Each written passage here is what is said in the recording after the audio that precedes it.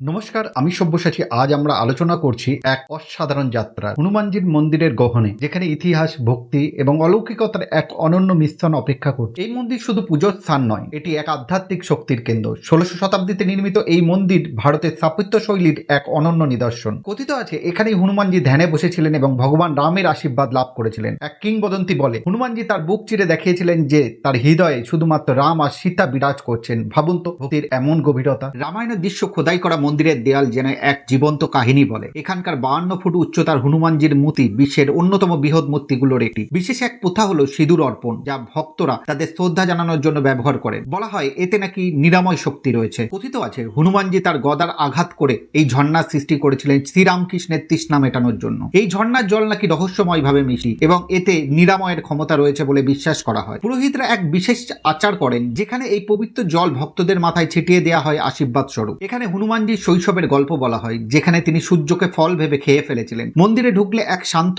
আধ্যাত্মিক পরিবেশ আপনাকে ঘিরে ফেলবে। প্রদীপের আলো, মন্ত্রোচ্চারণ আর এক অদ্ভুত প্রশান্তি। দর্শনার্থীরা বলেন এই মন্দিরে প্রবেশ করলে সব দুশ্চিন্তা দূর হয়ে যায়, যেন এক মায়াবী শক্তি আপনাকে ছুঁয়ে যায়। এই রহস্যময় মন্দিরের সম্পর্কে আপনার মতামত জানাতে ভুলবেন না। আরও রহস্যজনক কাহিনীর জন্য আমাদের সঙ্গে থাকুন।